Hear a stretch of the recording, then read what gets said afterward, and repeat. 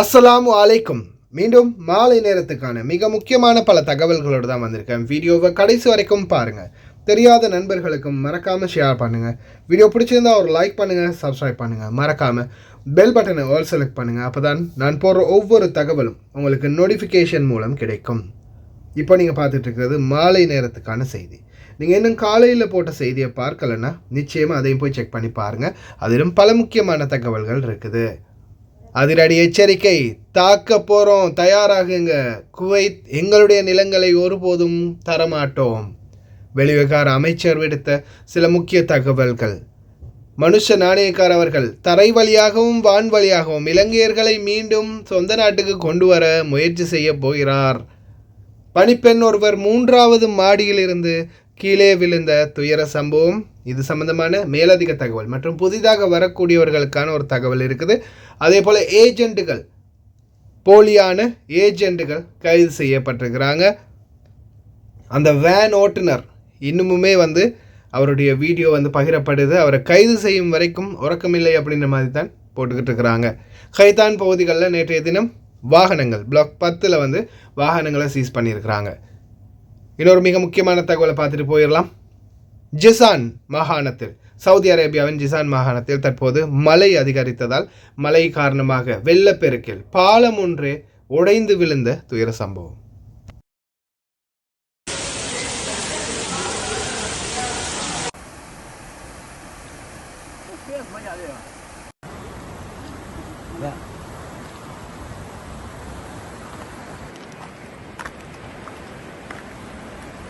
لا لا لا لا لا روح روح روح روح الله روح.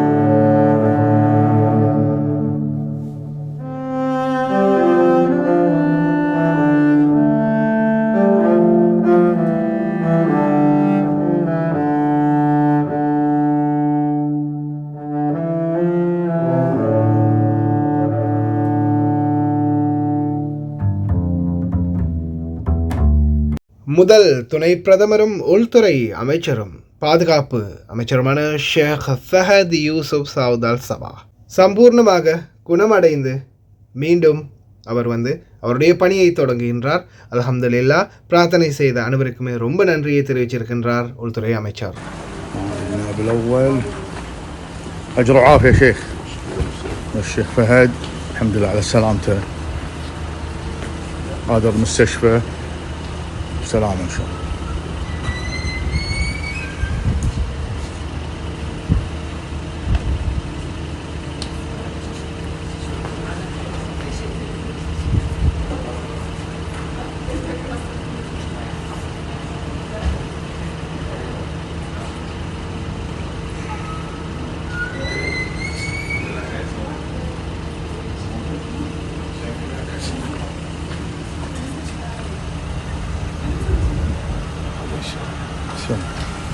பணிப்பெண் ஒருவர் ரீசெண்டாக ஜெனட் வேரி அம்மாவும் வீடியோ போட்டிருப்பாங்கன்னு நினைக்கிறேன்னு பார்த்துருப்பீங்க டிக்டாக்ல.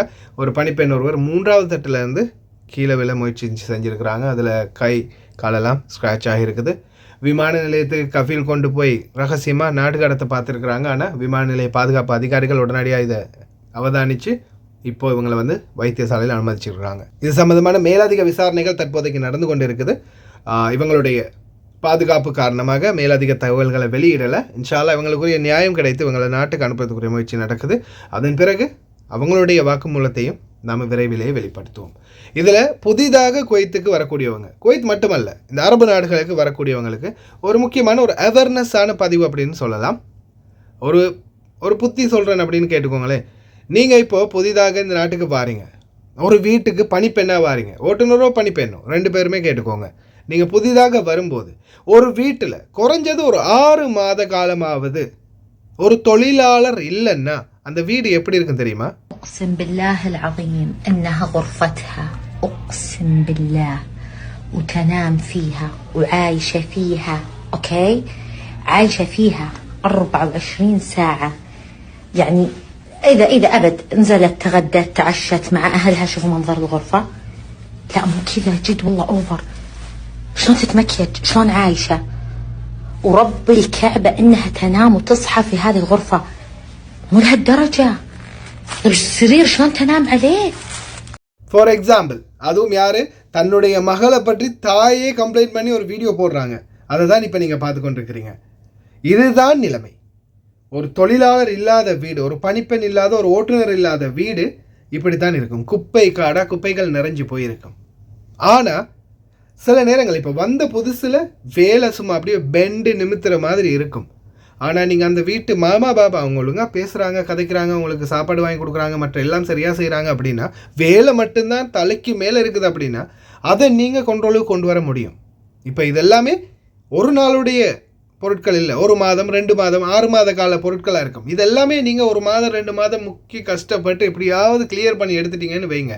அதுக்கப்புறம் அன்றாடம் வரக்கூடிய பாத்திரம், அன்றாடம் வரக்கூடிய துணிமணி, அன்றாடம் வரக்கூடிய வேலைகள் மட்டும்தான் இருக்கும். அதுக்கப்புறம் உங்களுடைய நிலைமை சுமூகமாயிரும். அதால் வந்த முதல் மாதம் 2 மாதத்தில் இப்படி அதிகமாக வேலை இருக்கே அப்படின்னு பயப்படாதீங்க. இருக்கிறது அது எல்லாமே மொத்தமாக சேர்ந்து இருக்கிறது. இதெல்லாம் க்ளீன் பண்ணி எல்லாமே நீட்டாக உங்களோட கண்ட்ரோலுக்கு அந்த வீட்டை எடுத்துட்டிங்கன்னா அதுக்கு பிறகு அன்றாடம் உடுத்தக்கூடிய உடுப்பு, அன்றாடம் சாப்பிடக்கூடிய அந்த தட்டுகள், பாத்திரங்கள், சமைக்கக்கூடிய பாத்திரங்கள், அன்றாடம் பாத்ரூம் வந்து ஒரு நாளைக்கு ஒரு தடவை அல்லது ஒரு வாரத்துக்கு 3 தடவை வீடு கூட்டுறது, துடைக்கிறது, இந்த மாதிரி வேலை சுமூகமாக மாறிடும். அதனால் வந்த புதுசில் பதட்டப்படாதீங்க.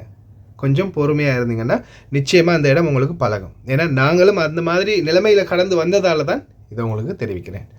அடுத்ததா வேன் ஓட்டுநரே, அந்த யாராவது பேர் என்னப்பா, ஃபாஹிம் என்ற அந்த நபருடைய வீடியோ தொடர்ந்து போயிட்டே இருக்குது. என்ன நடக்க போகுதுன்னு தெரியலை. அதே மாதிரி உள்துறை அமைச்சருக்கே டைரெக்டாக கேள்வி கேட்குறாங்க. The question, what is his profession in residence? What is the profession of the drivers in their residence and who they are a sponsor? யாருப்பா இவருக்கு முதலாளி, இவருடைய ப்ரொஃபஷன் என்ன, இந்த வேனுக்கும் ஆக்கள் ஏற்றுறதுக்கும் என்ன சம்பந்தம்? பல கேள்விகளை கேட்க ஆரம்பிச்சிட்டாங்க. ஒரு டிக்டாக் வீடியோ, நான் தான் சொன்னேன்ல, இந்த டிக்டாக் வந்து நம்மளுக்கு கிடைச்ச ஒரு சாபக்கேடுன்னு. இது வந்து நல்லதாக பயன்படுத்தினா நல்லது, கெட்டதாக நீங்கள் ஒரு விடயத்தை பயன்படுத்திட்டீங்கன்னா எல்லாரையும் ஒட்டுமொத்தமாக விழுங்கிட்டு போகிற சவப்பெட்டி தான் இது இந்த டிக்டாக். பாருங்கள், இவர் வீடியோ போட்டார், இப்போ தொடர்ந்து விமர்சனம் பண்ணிக்கிட்டே இருக்கிறாங்க. பெரிய அளவான ஆபத்தை சந்திக்க போகிறோம் அப்படின்றதுல எந்த மாற்ற கருத்தும் இல்லை. அடுத்ததாக ஏஜெண்டுகளை வந்து கைது பண்ணியிருக்கிறாங்க. திடீர்னு ஏஜெண்டுகள் எப்படி கைது பண்ணப்பட்டாங்க அப்படின்னு பார்த்தா, இவங்க வந்து ஒரு 6 பேர் சேர்ந்து போலியான ஏஜெண்டுகள் வேறு நாடுகளுக்கு அனுப்புகிறோம், அதே மாதிரி இந்த நாட்டில் அக்காமா அடித்து கொடுக்குறோம், வேலைகள் வாங்கி கொடுக்குறோம் அப்படின்ற பேரில் போலியாக நடத்தி வந்தது தெரிய வந்திருக்குது. அதுக்கு பிறகு அதிரடியாக ரெசிடென்சி அஃபேர்ஸால் இவங்களை கைது பண்ணியிருக்காங்க. இவங்க வந்து சிறிய தேசியம் என்பது தெரிய வந்துள்ளது. குடியிருப்பு வர்த்தகம், அக்காமா பிஸ்னஸ், இவங்க பார்த்த வேலை இதுதான். அதே மாதிரி தான் இப்போ நான் முன்னாடி கூட கேட்டிருப்பேன், எப்படி இவங்க வந்து இந்த இடத்துல வேலை செய்யலாம் அப்படின்ற கேள்வி வந்து பல இடங்களில் இப்போ கேட்க ஆரம்பிச்சிட்டாங்க. ஏன்னா காதிம் வீசாவில் இந்த நாட்டில் வேலை செய்யக்கூடிய ஆட்கள் எண்ணிக்கை வந்து ரொம்ப அதிகமாக இருக்குது. ஆரம்பத்திலே அந்த கணக்கெடுப்பு வந்ததால் தான் உள்துறை அமைச்சர் 9ஆம் மாதம் 12ஆம் தேதி வரைக்கும் காதிம் டு ஷூன் மாறுறதுக்கு ஒரு ஏற்பாடை பண்ணி கொடுத்தாரு. ஏன் தெரியுமா? ஏன்னா அதிகமாக எக்கச்சக்கமான பேர் இருக்கிறாங்க காதிமில் வெளியில். அவங்கள பிடிச்சி ஏற்றுறதுனாலே குறைஞ்சது இந்த பொது மன்னிப்பில் போனவங்களையும் தாண்டின ஒரு பட்ஜெட் ஒன்று வரும். அதால் தான் இந்த ஷூன் காதிம் விஷயத்தை ஆரம்பிச்சிருக்கிறாங்க. இன்னமும் மாட்டிக்காதீங்க, பிரச்சனையில் போய் முடியும். அடுத்ததாக குவைத்துடைய கைதான் பிளாக் 10 அதிரடியான சோதனை. நேற்று இரவு முனிசிபாலிட்டியால் பல வாகனங்கள் கைப்பற்றப்பட்டுள்ளது. تم اعتراف جميع السيارات المهملة من منطقة خيطان قطع 10 مثل ما تشاهدون. حاليا نقوم برفعها جميعها وإحالتها موقع حجز البلدية.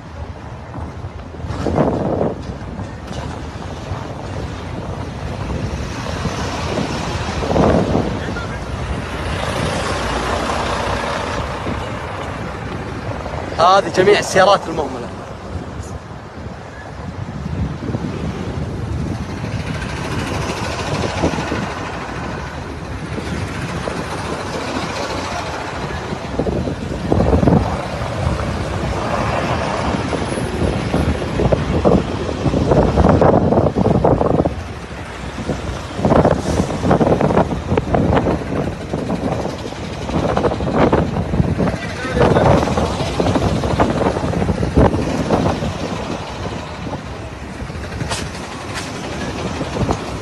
சிறார் பாதுகாப்பு நிர்வாக கட்டிடம் நாடு கடத்தப்பட்டவர்களுக்கான தல்ஹா சிறை சொலைபியாவில் உள்ள சிறார் நலத்துறைக்கு மாற்றப்பட்டுள்ளது. இதில் கிட்டத்தட்ட 2500 ஆண் பெண்கள் தங்கலாம் என்று தெரிவித்திருக்கின்றார்கள். இதன் அடிப்படையில் இப்போதைய சூழலில் பார்த்தீங்கன்னா இந்த நாடு கடத்தப்பட இருக்கிறவங்க சிலர் தாமதப்படுத்தப்படுறாங்க. அதற்கான காரணம் அவங்களுடைய கஃபீல்கள் இங்கே இல்லை. சில முதலாளிகள் இங்கே இல்லை, ஸ்பான்சர்ஸ் இல்லை, நாட்டை விட்டு வேறு நாடுகளுக்கு சாஃபர் போயிருக்கிறாங்க, வெளிநாட்டுக்கு போயிருக்கிறாங்க, ட்ரிப் போயிருக்கிறாங்க. ஏன்னா சிலர் கேஸ் போட்டிருப்பாங்க, ரொம்பவும் கொஞ்சம் கராரான கேஸ், திருடிட்டாங்க, இத்தனை ஆயிரம் திருடிட்டாங்க, இத்தனை லட்சம் திருடிட்டாங்க, இந்த அளவு நகை திருடிட்டாங்க அப்படின்னு போட்ட சில கேஸ்களை விசாரணை பண்ணுறதுக்கான அந்த நிலைமை இப்போதைக்கு அதிகாரிகள்கிட்ட கையில் இல்லைன்னா அவங்கெல்லாம் வெளிநாட்டுக்கு போயிருக்கிறாங்க. அதனால் இப்போ சிறைச்சாலையில் சிலர் கொஞ்சம் தாமதமாகுது, 3 மாதம் 2 மாதமாக இன்னமும் நாட்டுக்கு அனுப்பாமல் வச்சுருக்கிறாங்க. அதுக்கு காரணம் இந்த இன்வெஸ்டிகேஷன் இன்னும் முடியாததால தான். ஆனால் கஃபீல் வந்த பிறகு அதை பற்றி சரியான விசாரணை நடத்துவாங்க. உண்மையிலே அவங்க திருடி இருந்தால் நிச்சயமாக தண்டனை கிடைக்கும். திருடால அந்த மாதிரி எந்த தவறும் பண்ணலை அப்படின்ற பட்சத்தில் நிச்சயமாக அவங்கள நாட்டுக்கு அனுப்பிடுவாங்க. இந்த யாராவது சிறைச்சாலையில் இருக்கிறாங்க, நாள் ஆகுது அப்படின்னு யாராவது யோசிச்சுட்டு இருந்தீங்கன்னா கொஞ்சம் பொறுமையாக இருங்க, நிச்சயமாக விரைவிலே அவங்க நாடு வந்துடுவாங்க. அடுத்ததா ரகளைகள் ஆரம்பம். ஃபிங்கர் பிரிண்ட் வைக்கணும்னு சொன்னாங்க இல்லையா, இப்போ அவங்களுடைய அலப்பறைகளை ஆரம்பிச்சிட்டாங்க. என்னது ஃபிங்கர் பிரிண்டா? 2 மணி நேரத்துக்கு ஒருக்கா போய் வைக்கணுமா? அது என்னது புதுசாலாம் கொண்டு வரீங்க இந்த மாதிரி சிஸ்டமெல்லாம்? அதெல்லாம் முடியாது. அது என்னது ஃபிங்கர் பிரிண்ட் எங்களை எல்லாம் சாகடிக்கிறீங்க. நாங்கள் என்ன வேலைக்கு டிமிக்கி கொடுத்துட்டு போகிறோமா? நாங்கள் வேலைக்கு வந்தால் வேலை முடியும் வரைக்கும் வெளியே போனதில்லை. இன்னும் அரசாங்கம் எங்கள் மேலே நம்பிக்கை இல்லையா அப்படின்ற மாதிரி கேட்குறாங்க. இருந்தாலும் 2 மணி நேரத்துக்கு ஒருக்கா சரி, 1 மணி நேரத்துக்கு ஒருக்கா சரி இவங்க போய் ஃபிங்கர் வச்சே ஆகணும், நான் வேலையில் இருக்கேன் அப்படின்றத கன்ஃபார்ம் பண்ணுறதுக்கு. السلام عليكم. هل صحيح ما يتم تداوله عن ديوان الخدمة المدنية أن سيطبق بصمة الموظفين بعد 2 ساعات من بصمة الحضور؟ يعني بينما يتجه العالم المتطور والمتحضر والمتقدم إلى التركيز على إنجاز الموظفين مع الدوام المرن والتخفيف عنهم، بل وتخفيف عدد أيام الدوام. نشوف ربعنا هني لا، قاعد يسوون العكس، عكس العالم، قاعد يرجعون 100 سنة قري. أنت لما تحط لي وتصدر لي قرار يوم جمعة، في قرار يتصدر يوم جمعة، شو تصدر قراراتك يوم جمعة يعني مع حب شمسي ومزة باردة؟ وين تفكيركم يعني؟ شلون قاعد تفكرون؟ لازم تفكر قبل لا تصدر قرارات خطيرة ومصيرية مثل هذه، لأن أولا أنت ستضر مصلحة الوطن ومصلحة الناس. لما يجون الموظفين يتكدسون طوابير عشان يبصمون بعد 2 ساعات، لازم كلهم يقومون من مكاتبهم عشان يبصمون بعد 2 ساعات البصمة اللي انت فرضتها. فمن المتعطل هني المراجعين. شوف كم مراجع عندك وشوف كم موظف عندك عشان يوقف طابور على ما يدور ويبصم متى يرجع مرة ثانية مكتبه. فمن المتعطل هني الموظف. فما شاء الله على أفكاركم الجهنمية العبقرية. أنا أقول راجعوا قراراتكم. الموضوع ترى مو لعانة مع الشعب، هذا شيء خاطئ، وإذا تبون الناس تتوجه للقطاع الخاص مو بهذه الطريقة. كل 2 ساعات مو مضاد حيوي، ليش قاعد تقري؟ الناس قاعد تروح قدام، تقلل أيام العمل، قاعد تخلي العمل عن بعد، موظفين مرونة أكثر، تشوف حلول تكنولوجية. لا، نبي بصمة ايد وبصمة وي وبصمة عين وبصمة صوت. اربط ريلة بالمكتب لا ينحاش، مو دوبر موظف. بينت ما حليت المشكلة، انت قاعد تخلق مشكلة زيادة. انت الحين يفترض تشوف تقيس اداء الموظف، يكون في عنده KPI خي KPI مو هرمون بيقيس KPI، لا مؤشر اداء وظيفي، تعطيه مهام، تقيمه كل ربع سنه. الحين بتعين ناس يراقبون طابور البصمه، بعدين بتعين ناس يراقبون اللي يراقبون طابور البصمه. انفينيتي لوب، ما راح نخلص، وتروح انت شغلك يتعطل، الموظف وقته يضيع، وين راح يبصم؟ لا، شنو المرحله القادمه؟ المدير يجلس كرسي شوفه بارد، وينه مختفي يعني، يجلس الكرسي دافي الى قريب شكل كرسي، وايد حارش، متريقين انت، لازم براجع عاد. محمد ايش فيك؟ بروح حمام ما في، بربيش ركب بربيش، ليه؟ نمبر 2 سوها بدرجه نمبر 2 والبورتر يشيل. لا غلط. المدير يشيل مصابع ايدك، وين طلعت تدخن؟ اظافرك ليش طوال؟ لا مو ابوي، مدير انت مدير. لا يا جماعه هذا مو رؤيه 2035، هذه رؤيه 1995. خلاص نغير شعار الرؤيه ونخليها ابى اشوف بصمتك. எந்திரிச்சு போய் ஒரு ஃபிங்கர் வைக்கிறதுக்கு என்ன ஒரு அளப்பறை பாருங்க. வெளியுறவு அமைச்சர் அப்துல்லா அல் யஹ்யா, ஏதேனும் அவசர நிலை ஏற்பட்டால் உலகில் எந்த இடத்திலிருந்தும் குடிமக்களை வெளியேற்றுவதற்கான திட்டங்கள் எங்களது அனைத்து தூதரகங்களிலும் தயாராக உள்ளன. அதே போல சமீபத்திய புள்ளி விவரங்களின்படி லெபனானில் குவைத்திகளின் எண்ணிக்கை குறைவாக உள்ளது. புதிய ஈரானிய அதிபரின் பதவியேற்பு விழாவில் நான் இஸ்மாயில் ஹானியை சந்தித்தேன். இதில் இன்னொரு முக்கியமான விடயம் என்னென்னா, இப்போ இந்த ரவுண்ட் போட்டு காட்டுறாங்க தானே, இந்த நபர் அவருடைய பாக்கெட்டில் ட்ராக்கிங் டிவைஸ் போட்டதாக சந்தேகப்படுறதா தெரிவிக்கிறாங்க, அவருடைய இருப்பிடத்தை கண்டறிகிறதுக்காக. உள்ளுக்குள்ளேயே சில கற்பாடுகள் இருக்கத்தானே செய்யும். அதே மாதிரி கத்தாரில் அப்துல் வஹாப் பள்ளி வாயிலில் ஜனாசா நல்லடக்கம், ஜனாசா தொழுகை இடம்பெற்றது மர்ஹூம் இஸ்மாயில் ஹானியே அவர்களுடைய. அதே போல் கத்தார் நாடு அவருடைய ஜனாசா நல்லடக்கம் மற்றும் அவருடைய உடலை எங்கள் நாட்டில் நாங்கள் அவரை அடக்கம் செய்வது எங்களுடைய மண்ணுக்கே கௌரவம் என்பதை தெரிவித்திருக்கின்றார்கள். தியாகி இஸ்மாயில் ஹானியே அவர்களுடைய ஜனாசாவை. சரி, இப்போ அரபு நாடு, அதுவும் கத்தார் நாடு. கத்தார் நாட்டில் எத்தனை பேர் இப்போ இலங்கையர்கள் இருக்கிறீங்க? ஆயிரக்கணக்கில் லட்சக்கணக்கில் இருக்கிறீங்க இல்லையா? ஆமாம். ஆனால் இஸ்மாயில் ஹானியே அவர்களை கௌரவப்படுத்துது கத்தார் நாடு. இலங்கையில் இந்த ஹீரோ டிவி, ஹீரோ நியூஸ், இவங்க என்ன போட்டிருக்காங்க தெரியுமா? உலகத்தில் மிக பிரபலம் வாய்ந்த தீவிரவாத அமைப்பின் தலைவர் கொல்லப்பட்டார். இவனுங்க இப்படியே தான் நம்மளோட மக்களை ஏமாத்துறது, நம்மளுடைய மக்களை இந்த மாதிரி தான் ஏமாத்துறது. உலக நாடே தலையில் தூக்கி வச்சு கொண்டாடுது, அரபு நாடுகளே தலையில் தூக்கி வச்சு கொண்டாடுது. ஆனால் உலகளாவிய ரீதியில் பிரபலம் வாய்ந்த தீவிரவாதியாம். பார்த்தீங்களா? நம்மளுடைய நாட்டில் மக்களை இந்த மாதிரி தான் குழப்பமடைய வைக்கிறாங்க. மக்களை இன்னும் முட்டாள்களாக்குறது நம்மளுடைய நாட்டு சமூக ஊடகங்கள் தான். அடுத்ததா, குவைத்தின் தலைமை பணியாளர் அண்டை நாடுகளை குறிவைக்க குவைத் பிரதேசம் பயன்படுத்தப்படவில்லை, பயன்படுத்தவும் முடியாது. எங்களுடைய நாட்டிலிருந்து எந்த ஒரு ஏவுகணையும் அரபு நாடுகளை நோக்கி பாயாது என்பதை தெரிவித்திருக்கின்றார். அமெரிக்காவுக்கு நாங்கள் இடம் கொடுக்க மாட்டோம் அப்படின்றத வெட்ட வெளிச்சமாக தெரிவிக்கிறாங்க. அடுத்த தகவலை வெளியிட்டார் ஹசன் நசரல்லா. சியோனிஸ்டுகளுக்கு நாங்கள் வெகு விரைவிலேயே பதிலடி கொடுப்போம். எங்களுடைய நாட்டுக்குள் அத்துமீறி நுழைந்து தாக்குதல் நடத்தியதற்கு யார் பொறுப்போ, எதிரியின் பின்னால் இருப்பவர்களும் தவிர்க்க முடியாத பல பதில்களுக்காக காத்திருங்கள். விரைவில் எங்களுடைய தாக்குதல் ஆரம்பமாகும். இப்போது சிரிக்கின்றீர்கள், ஆனால் நீங்கள் விரைவில் அழுவீர்கள். பகிரங்கமாக தெரிவிச்சிருக்கிறாரு ஹசன் நசரல்லா அவர்கள், ஈரான் நாட்டு அதிபர். அதே மாதிரி குவைத் தற்போது சில நாடுகளுக்கு பயண தடைகளை மேற்கொண்டு வராங்க. அந்த சூழல் கஜாபதம், இவர் ஒரு கஜாபதம் தான். இவர் என்ன சொல்கிறாருன்னா, அந்த பக்கம் பார்த்தா 10,000 பேர் அனுப்ப போகிறோம், இஸ்ரேலுக்கு அனுப்ப போகிறோம் அப்படின்னு கங்கணம் கட்டுறாரு.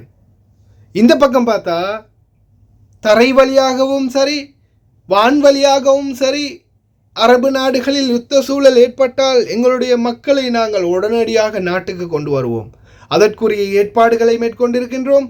வெளிநாட்டு வேலைவாய்ப்பு பணிக அமைச்சகம் மற்றும் நாட்டுடைய ஜனாதிபதி, வெளியுறவு அமைச்சர், இன்னும் சில அமைச்சர்கள், பெட்ரோலிய கூட்டுத்தாபனத்துக்கான எரிபொருள் சம்பந்தப்பட்ட அமைச்சர், எல்லா அமைச்சர்களோடையும் நாங்கள் கலந்துரையாடி நாங்கள் தனிப்படை ஒன்றை, தனி குழு ஒன்றை அமைத்துள்ளோம். அதில் தலைப்பு இதில் போட்டிருக்காங்க, வாய்ஸ் டியூப்பில் மத்திய கிழக்கில் மோதல் ஏற்பட்டால் இலங்கையர்களை கடல் வான் வழியாக கொண்டு வர எல்லாம் ரெடி. அட பேப்பையில் அப்போ என்னத்துக்கு அனுப்பணும்? இல்லை இப்போ 10,000 பேர் அவசரமாக அனுப்பணும் அப்படின்ற முயற்சியில் இவர் ஈடுபடுறாரு. இப்போ ரீசெண்டாக தான் நான் வீடியோ போட்டேன். 10,000 பேரை நாங்கள் அனுப்ப போகிறோம், நாங்கள் இந்த நாட்டுக்கு அனுப்பித்தான் ஆகுவோம், நாங்கள் நிச்சயமாக அனுப்பித்தான் ஆகுவோம் அப்படின்னு சொன்னாரா இல்லையா? சரி, அப்போ எதுக்கு சொல்லணும், எதுக்கு அனுப்பணும், அனுப்பிட்டு எதுக்கு இப்போ திருப்பி எடுக்கணும்? பேசாமல் பருத்தி மூட்டை குடோன்லேயே இருந்திருக்கலாம் அப்படின்ற மாதிரி தான் இருக்குது. இவங்கெல்லாம் வந்து இப்போ பாருங்கள், இவங்க அனுப்புறது இவங்க எடுக்கிறது எவன் அப்போ விட்டு காசு? நான் தெரியாம தான் கேட்குறேன், எவன் அப்போ விட்டு காசு? நம்ம காசு எடுத்து இப்போ நம்ம தான் இங்கேருந்து கஷ்டப்பட்டு டாலர் சம்பாதிச்சு அனுப்புறது நம்ம தான். நம்ம பணத்தை எடுத்து நம்மளுக்கே வந்து தானம் பண்ணுறாங்க. எவன் அப்போ விட்டு சொத்தை எடுத்து இவங்க நம்ம காசை எடுத்து தானே செலவு பண்ணுறாங்க. அவங்க வீட்டு சொத்தையை எடுத்து செலவு பண்ணுறாங்க. இப்போ இதுக்கு கப்பலுக்கு வேறையா செலவு, ஃப்ளைட்டுக்கு வேறையா செலவு, இந்த மாதிரி ஏதாவது ஒரு கணக்கு போடுவாங்க. இப்படி தான் அனுப்புறது, அனுப்பிட்டு அதுக்கப்புறமா அங்கே பிரச்சனை, மக்களை நாங்கள் கொண்டு வர போகிறோம் அப்படின்னு அதுக்கப்புறமா அதுக்கு ஒரு கொட்டேஷனை போட்டு அதுக்கு ஒரு கணக்கை போட்டு அதுக்கு வேறையா ஒரு கணக்கை வந்து திருடிடுறது. உண்மையிலேயே இவங்க வந்து மிகப்பெரிய ஒரு ஊழல்வாதிகளாக, ஊழல் பெருச்சாளிகளாக மாறிக்கிட்டு இருக்கிறாங்க. குறிப்பாக இந்த நேரத்தில் நம்மளுடைய நாட்டு மக்கள் சரியான தீர்மானத்தை எடுக்கலைன்னா நிச்சயமாக மிகப்பெரிய சிக்கலில் இனி வருங்காலம் முகம் கொடுக்க வேண்டி வரும். செப்டம்பர் 21 தேர்தல் வரப்போகுது. இந்த நேரத்தில் பார்த்திங்கன்னா வெளிநாட்டு வேலைவாய்ப்பு பணியகம் அரிசி மூடை கொடுக்குறாங்களாம், பல கிஃப்ட்டுகளை கொடுக்குறாங்களாம், 50,000 1,00,000 பணம் வேற கொடுத்தாங்களாம் இப்போ ரீசெண்டாக. அதுவும் தேர்ந்தெடுக்கப்பட்டவர்களுக்கு மட்டும். இது எல்லாமே அரசியல் சூழ்ச்சி, எல்லாமே அரசியல் சூழ்ச்சி. அன்பார்ந்த மக்களே கொஞ்சம் சிந்தியுங்க. இவங்க நம்மளை நல்லா வச்சு ஏமாத்துறாங்க. இல்லைன்னா இந்த வெளிநாட்டு தொழிலாளர்கள், இதை நான் ஓப்பனாகவே சில விஷயங்களை பற்றி பேசலாம். இப்போ நான் கேட்குற கேள்வி என்னென்னா, இந்த வெளிநாட்டுக்கு வரக்கூடிய தொழிலாளர்கள் வெளிநாட்டுக்கு வந்த பிறகு இப்போ அந்த பெண் வந்து பாஞ்சு கீழே விழுந்துருக்குறாங்க, கை கால் உடஞ்சிருக்குது, ரகசியமாக ஏர்போர்ட்டில் கொண்டு போய் ஏற்ற போயிருக்கிறாங்க.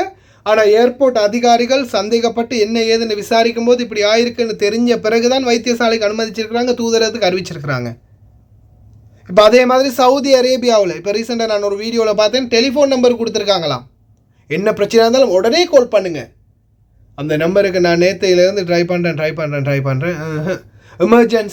Emergency help me, I am very risk, my situation is very risk, please help me. எவ்வளோலாம் ட்ரை பண்ணினாலும் ஒரு காக்கா குருவி கூட உசும்பலை. இதுதான் இவங்களுடைய ஹெல்ப் நேஷனா? இதுதான் இவங்க தொழிலாளர்களை பார்த்துக்கொள்கிற லட்சணமா? வெளிவிவகார அமைச்சர் மனுஷ நாணயக்கார, மனிதாபிமானம் இருக்கா? நாணயம் இருக்குதா? வெறும் கார் மட்டும்தான் இருக்குது, அதுவும் தரமாட்டாங்க. எலக்ட்ரிக் கார் கொடுக்குறேன்னு சொன்னாங்க. யாருக்கு தெரியுமா அது கொடுக்குறாங்க? இந்த நாட்டில் இருந்து உயர் பதவியிலிருந்து போனவங்க, லட்சக்கணக்கில் கோடிக்கணக்கில் இந்த நாட்டுக்கு இலங்கைக்கு பணம் அனுப்பினவங்க, அவங்களுக்கு எலக்ட்ரிக் காரு. வேணா எலக்ட்ரிக் பைக் ஒன்று கொடுப்பாங்களாம் நம்மளுக்கு. அதே மாதிரி இப்போ பேங்க்கில் 50 லட்சம் வேணுமா 1 கோடி வேணுமா உங்களுக்கு லோன் கொடுக்குறோம் அப்படின்னு சொல்லியிருந்தாங்க. லோன் கொடுக்குறாங்க அப்படின்னு பேங்க்கில் போய் விசாரித்தா, தம்பி அங்கேருந்து உங்களுடைய பேசிக் என்ன மாதிரி உங்களோட பேசிக் ஷீட்டை எடுத்துடுவாங்க, உங்களுடைய சம்பள பேப்பர் எடுத்துகிட்டு வாங்க. வீட்டில் பாத்திரம் கழுவுறவனுக்கும் வண்டி கழுவுறவனுக்கும் எங்கே இருந்துடா சம்பள சீட்டு கொடுப்பாங்க? சம்பளம் கொடுக்குறதுலேயே தாமதம் இருக்கும்போது சம்பள சீட்டு எங்கேருந்து கிடைக்கும்? அப்போது இது எல்லாமே அந்த உயர் மட்டத்தில் இருக்கக்கூடியவங்களுக்கு தான், தாழ்த்தப்பட்ட தொழிலாளர்களாக தான் இன்னைக்கு வரைக்கும் நம்மளுடைய வீட்டு தொழிலாளர்கள் இருக்கிறாங்க. இப்போ கம்பெனியில் இருக்கிறவங்களுக்கும் நிறைய சலுகைகள் இருக்குது, உதவி இருக்குது. அதே மாதிரி அவங்களுக்கு சாதாரணமாக அவங்களுடைய சம்பள பேப்பரை வச்சு இந்த நாட்டிலேயே லோன் எடுக்கக்கூடிய வசதி இருக்குது. ஆனால் வீட்டு தொழிலாளர்களான நம்மளுக்கு பார்த்திங்கன்னா கடைசி வரைக்கும் நம்ம இதே நிலைமையில் தான், இப்படியே தான் குப்பை கொட்டணும். காலமெல்லாம் இவங்கள்ட்ட இதே நிலைமையிலே தான் குப்பை கொட்டணும். அதே மாதிரி நாட்டுக்கு போனாலும் நாட்டில் எந்த ஒரு சலுகையும் இல்லை. இப்போ மெயினாக இன்னொரு நான் கேள்வி ஒன்று உங்கள்கிட்ட முன்வைக்க போகிறேன். வீடியோ எத்தனை பேர் பார்க்குறீங்கன்னு தெரியல, பார்க்குறவங்க கேளுங்க. இன்சூரன்ஸ் போடுறீங்க தானே, பீரோ கட்டி வாரீங்க, இன்சூரன்ஸ் போடுறீங்க. அந்த இன்சூரன்ஸ் எதுக்கு? இந்த நாட்டிலேருந்து இன்னைக்கு வரைக்கும் எத்தனையோ பேர் கால் கை உடைந்து இந்த நாட்டை விட்டு போயிருக்காங்க. கால் கை உடைந்து வாகன விபத்துக்கள், வீடுகளில் விபத்துக்கள், நோய்வாய்ப்பட்டிருக்கிறாங்க, கிட்னி ஃபெயிலியர் ஆகிருக்குது, கை கால் வழக்கம் இல்லாமல் போயிருக்குது, நரம்பு மண்டலம் பாதிப்பு, கண் தெரியாது, காது கேட்காது, இந்த மாதிரி நிறைய பிரச்சனைகள், நிறைய நோய்வாய்ப்பட்டு இந்த நாட்டை விட்டு ஒவ்வொரு தொழிலாளர்களும் போகிறாங்க. போன யாராவது ஒருத்தர், எப்போ அந்த வீடியோ பார்க்குற யாராவது இருந்தீங்கன்னா தயவு செய்து சொல்லுங்கள், யாராவது ஒருத்தர் இன்சூரன்ஸ்ன்னு ஏதாவது எடுத்திருக்கீங்களா? உங்களுக்கு கிடைச்சிருக்குதா? இல்லை ட்ரை பண்ணி தான் இருக்கிறீங்களா? ஏன்னா நீங்கள் இன்சூரன்ஸ் கட்டுறீங்க, ஒவ்வொருத்தருக்கும் இன்சூரன்ஸ் கட்டப்படுது, இன்சூரன்ஸ் பணம் அப்படின்றது செலுத்தப்படுது. இப்போ சாதாரணமாக என்ன, நான் அது கேட்குறதுக்கான காரணம், இப்போ நான் ஒரு வண்டி ஓட்டுறேன், என்கிட்ட ஒரு வண்டி இருக்குது, இந்த வண்டியை நான் ஓட்டிகிட்டு போய் அடிபட்டு ஆக்சிடெண்ட் ஆகிடுச்சு, விபத்துக்குள்ளாகிடுச்சு. அந்த வண்டி என்னுடைய காசில் நான் செலவு பண்ணாமல் அந்த இன்சூரன்ஸ் எனக்கு அதை ரிப்பேர் பண்ணி கொடுக்குறாங்க. என்ன காரணம்? நான் இன்சூரன்ஸ் கட்டி இருக்கிறேன். ஒரு வண்டி ஆஃப்டர் ஆல் ஒரு வாகனத்துக்கு இன்சூரன்ஸ் பண்ணி வச்சா அந்த வாகனம் விபத்துக்குள்ளாகினா அதுக்கு இன்சூரன்ஸ் கிளைம் பண்ணுறாங்கன்னா, மனித விபத்துக்கள், மனிதர்களுக்கு ஏற்படக்கூடிய அந்த விபத்துகளுக்கு, பாதிப்புகளுக்கு இன்சூரன்ஸ் கிளைம் இல்லையா? அப்படி இல்லைன்னா எதுக்காக நம்ம இந்த இன்சூரன்ஸ்களை கட்டுறோம்? ஏன்னா சில இன்சூரன்ஸ்கள் இப்போ இந்த குவைத் நாட்டை பொறுத்த வரையிலையும் கல்ஃப் இன்சூரன்ஸ்னு சொல்லி ஒரு இன்சூரன்ஸ் உண்டு. ஏஜென்ட்டால் நம்ம வரும்போது இன்சூரன்ஸ் என்ற ஒரு விடயம் நம்மளுக்கு அப்ளை செய்யப்படுது. ஆனால் இந்த இன்சூரன்ஸ் இப்போ பார்த்தீங்கன்னா national life and general insurance அப்படின்னு குவைத்தில் கூட ஒரு இன்சூரன்ஸ் அப்ளைல இருக்குது. ஆனால் அந்த இன்சூரன்ஸ்லேருந்து ஏதாவது யாருக்காவது பெனிஃபிட் கிடைக்குதா? ஏன்னா இது வரைக்கும் நம்ம பார்த்துக்கிட்டு இருக்கிறோம், பலருமே கை கால் உடைந்து விபத்துக்குள்ளாகி படிக்கட்டில் சறுக்கி விழுந்துட்டாங்க, வேலை செஞ்சு இத்தனை வருஷமாக கடைசியில் கிட்னி ஃபெயிலியர் ஆகிடுச்சு, எத்தனையோ நோயில் போகிறாங்க. இந்த நோயாளிகளுக்கான இன்சூரன்ஸ் ஏதாவது கொடுப்பனவுகள் இருக்குதா? பியூரோ கட்டி வாரீங்க, அந்த பியூரோ சம்மந்தமான ஏதாவது விழிப்புணர்வுகளோ இல்லை தெளிவுபடுத்தலோ இருக்குதா? எதுவுமே இல்லை. கடைசியாக சொல்லுங்கள், அதை நீங்களே சொல்லுங்களே. ஆமாம், அதை சொன்னாலும் ஷார்ட் அண்ட் ஸ்வீட்டாக சொல்லுங்கள். என்ன இவ்வளோ டைம் எடுத்துக்கிறீங்க? பார்க்க முடிஞ்சால் பாருங்கள், இல்லையா கேன்சல் பண்ணிட்டு போயிட்டே இருங்க. எனக்கு ஒன்றும் பைத்தியம் இல்லை இதை நான் இவ்வளோ நேரமாக இருந்து கத்துறதுக்கு. ஏன்னா சிலருக்கு எவ்வளவு தான் நம்ம புத்திய சொன்னாலும் அது மண்டையில் உரைக்கிறது இல்லை. இருக்கிற வேலையில் இவன் வேறு அப்படின்ட்டு போயிடுறது. அப்படி போகிறவங்க தான் நிறைய பிரச்சனைகளை மாற்றுறது. ஏன்னா அது கணக்கெடுக்கிறது இல்லை. யாராவது அவுத்து போட்டுட்டு ஆடினாலும் அல்லது அறகுறையாக டிக்டாக்ல ஆடினாலும் அதை கண் கொட்டாமல் பார்த்துக்கிட்டு இருப்பாங்க. இந்த மாதிரி நல்ல விஷயங்கள் சொன்னால் அவங்களுக்கெல்லாம் பொறுக்காது. போகிறவங்க போக, இருக்கிறவங்க இருங்க. நல்ல விடயங்களை தொடர்ந்துமே நாம் ஞாபகப்படுத்திக்கிட்டே இருப்போம். பார்க்கலாம், செப்டம்பர் 21 மாற்றம் வருமா இலங்கைக்கு? கடைசி வரைக்கும் பார்த்து எல்லாருக்குமே ரொம்ப நன்றி. தெரியாத நண்பர்களுக்கு மறக்காமல் ஷேர் பண்ணுங்கள். வீடியோ பிடிச்சிருந்தா ஒரு லைக் பண்ணுங்கள், சப்ஸ்கிரைப் பண்ணுங்கள்.